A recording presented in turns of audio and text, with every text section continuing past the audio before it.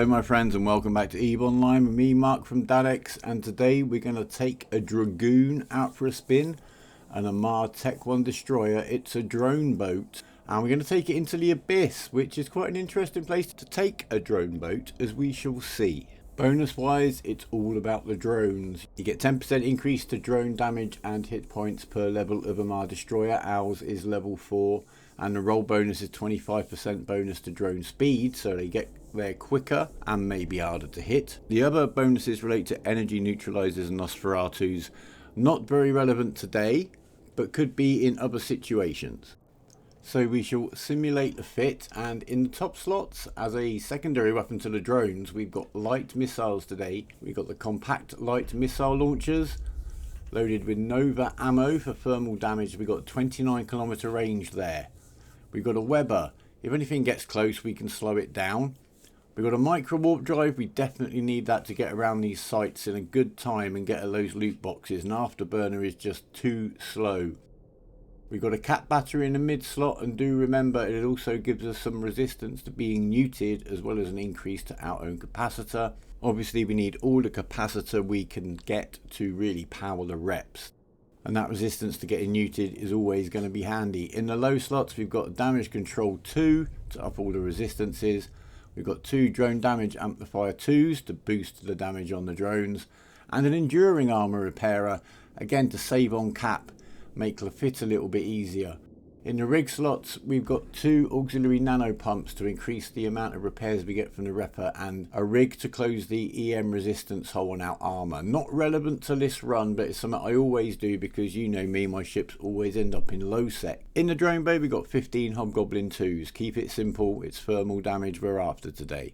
Yes, I've gone Protect 2 drones. If you're going to fly a drone boat, you need good drones. That's all this ship has really got going for it DPS wise, or has it? We shall see. In the cargo hold, you just need some missiles and some filaments. The run I'm going to show you, I only have regular Nova ammo. This fit screen segment was recorded a little bit later. We're going to be going into a calm Firestorm Abyss. So that's a tier 1 Abyss site. We're going to get extra armor from the site, but reduced thermal resistances. So that's what we're exploiting by using thermal damage missiles, the Novas, and the thermal damage drones, the Hobgoblins. So in we go. Remember, you need to use 2 filaments to do a destroyer run, and you need to be in a fleet with yourself. We got 20 minutes, we get out the other side, or we lose our ship and get podded. Simple as that. A nice little challenge, and it's kind of pick up and play in EVE, which this is one of the only forms there is, which is one of the reasons I really like it. So what have we got in here? 3 cruisers.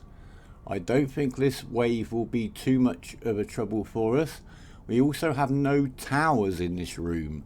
So we'll talk about the towers as and when they appear, but there are towers in these rooms that can mess with your drones and your missiles, and severely mess with your DPS basically. But this spawn should be no problem, so we're going to head to the extraction node. I'm running the footage at 1.5 times speed just to get through it, but you'll miss nothing at all. It can take a little while just to get across the site to get to the nodes, as we've seen before. Anyway, first extraction node. And we're taking a little bit of damage as we slow down and lose our traversal, etc. So we're going to grab the loot. We're going to click on the bioadaptive cache and head that way with the Microwarpdrive burning and the repper running. I've no doubt we'll be fine. I'm not feeling nervous. When you slow down like that, with all 3 of them shooting at you, it's not a good position to be in. You want to really minimise absolutely the time you spend still on a site. So there you go, I just demonstrated why for you, so you don't have to do it yourself. So we'll get through these rats pretty easily. No damage really to our drones. One of them has taken a little bit of damage. He's into armor. Remember, the shield will recharge. We've got plenty of spare drones on board. So if necessary, if your drones are taking a lot of aggro, pull your drones in and let the rats aggro back on you, then put your drones back out. There are situations where that won't help. Let's see what happens when we get into those.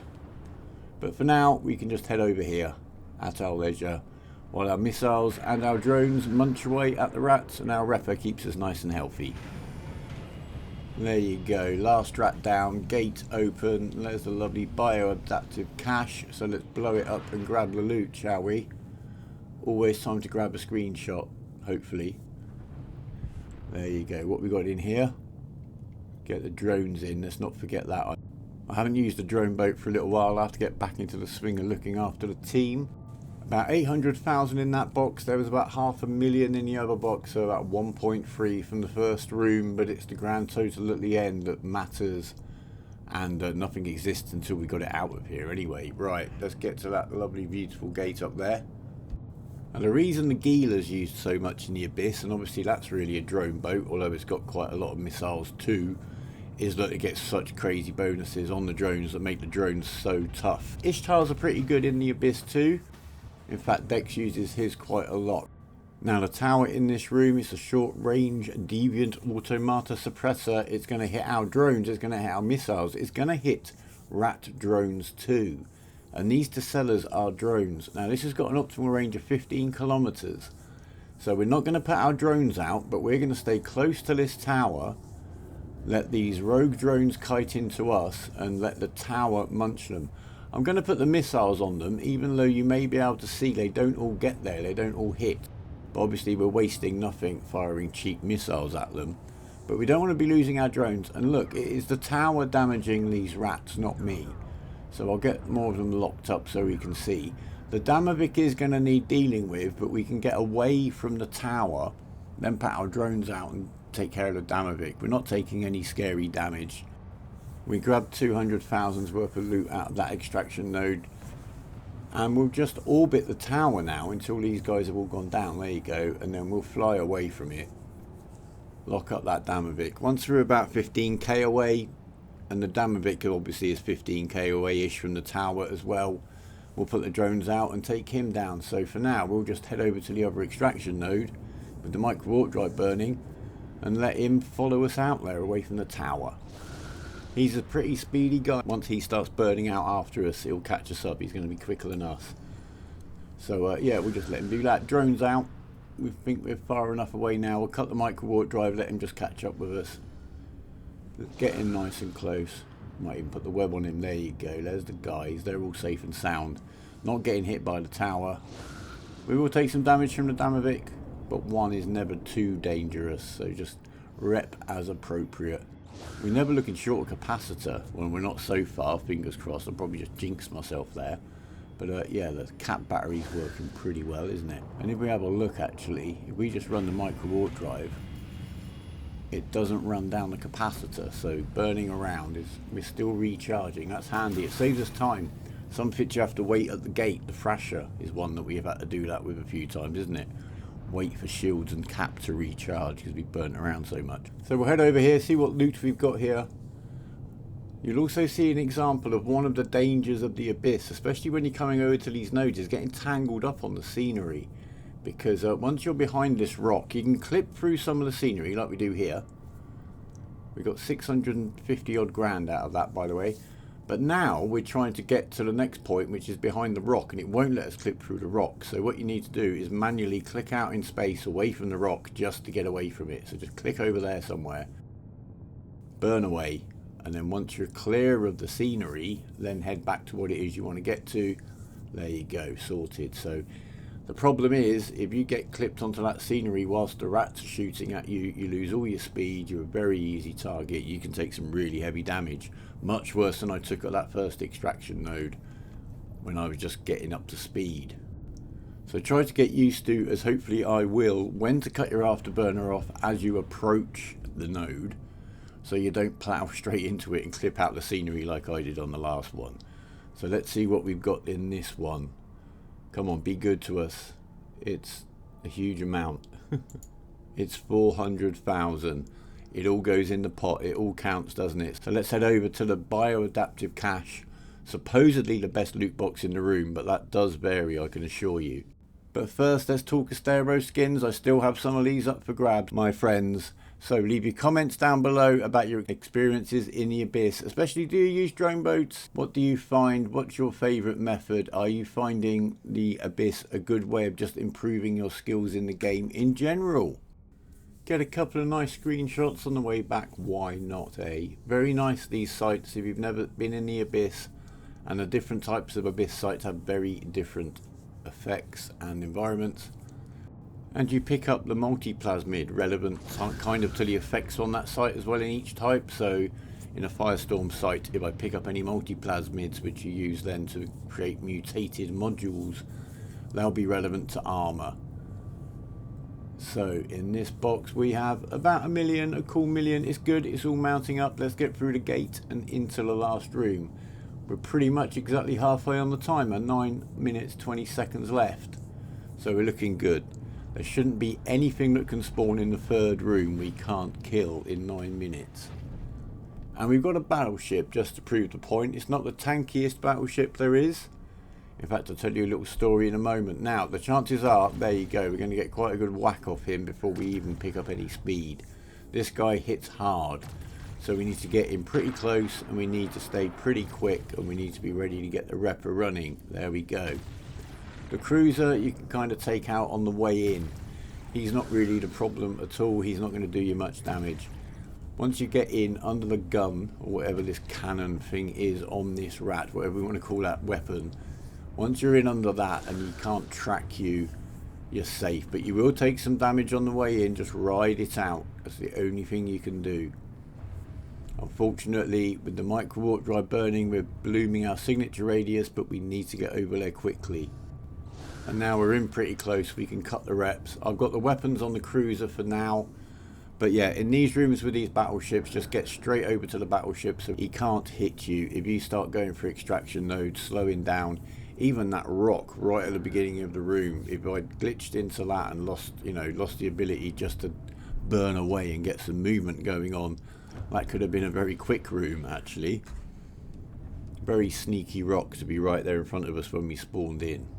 Well, under us maybe technically, but so what. We'll just start grinding down this battleship now. And my average return on these sites, because I've done a few runs in the Dragoon, has been about 5 mil, 5 to 6 mil. We'll call it 5.5 mil, shall we? I have lost one Dragoon. I lost a Dragoon and I didn't record it. I thought I was, but I wasn't. You know me, it happens now and again.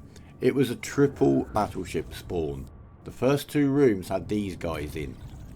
In the second room, there were like 3 extraction nodes that I hadn't even been to yet, all over the place. And I'm thinking, well, shall I burn around to these and grab that loot? And in the back of my mind, I'm thinking, well, I can't possibly get another battleship in the third room on a site. So yeah, I'll go and get the loot because nothing's going to take, I only had about 6 minutes left, I guess, 7 minutes. But that was a decision that I made. So I go through that gate into the third room and we have got the very, very tanky Sleeper Deep Watcher battleship. Now he is very tanky. I think he's got 75% resistances across the board.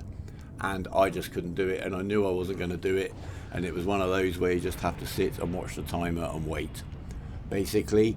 So we've lost one ship, which is about 11 mil, maybe a little bit more. I didn't mention the cost of the fit at the beginning, did I? But it's probably about, I don't know, let's say 12 mil. But I probably made about 30 million before I lost that Dragoon. And from what I've seen and how well I performed with the first 2 battleships, I'm pretty confident, because I've been through some much more hectic spawns than are in this video. I shall show you those soon, I promise you. And yeah, I think this might actually work pretty well, this Dragoon. You have to be prepared maybe to lose some drones. It will get you very good at your drone management, and I think that might be the real value of this. Especially if you intend to get into more hectic situations, PvP, or some of the more heavy sites that are going to aggro your drones a lot. This is where you're going to learn in some of the rooms with this kind of a ship, and it can't go very expensively wrong, how to manage your drones so you don't end up defanged with no DPS floating in space waiting to die. From those 2 boxes, which are nice and close together, we've got about 600,000, which is, I guess, is better than nothing. And there we are again, bouncing off the rock. Luckily no rats to take advantage, so again, just fly away. Then re-click on your destination. Getting hung up on scenery used to be much more of an issue in the game in general. Asteroids, customs offices, stuff like that. Quite often you get stuck on grid in your mining barge. It'd be very frustrating, especially if there was somebody coming to get you. But in general, apart from in the Abyss, you don't really notice that too much now. The autopiloting of ships around obstacles is much better than it used to be. So let's see what we've got in this one right here. The bioadaptive cache. I think we're probably on target for average unless we get a good drop in this box. Let's see what it has to offer us. Come on, Loot Fairy, smile. 800,000 and an ammo blueprint. And an ammo is quite a good way to make money out of some of the stuff you get from the Abyss. You need to check the market, it does vary. Maybe we'll have a look at that stuff another time, but even an alpha can make ammo and make some ISK on the side when the market is favourable. Let's get outside. We didn't have a huge amount of time left on that timer. I remembered to pull in my drones, remember to pull in your drones, they've been very good to us. And let's see, we've made, I reckon, an incredibly lovely average 5 million from that run. So there you go, guys. There's a Dragoon in the Abyss. You're going to see the Dragoon again soon because I've got plenty of footage, including one run when I literally barely made it out alive. But that's a story for another day. So we've made it through, and so did all the drones. Right, leave us a like if you've liked it. Remember to leave a comment with your in-game name if you want a chance at an Astero skin. Subscribe if you want to stay in touch. We've just hit 8k subs. We'll talk about that soon too. But for now, take care of yourselves and each other. Remember, even is believing, and goodbye.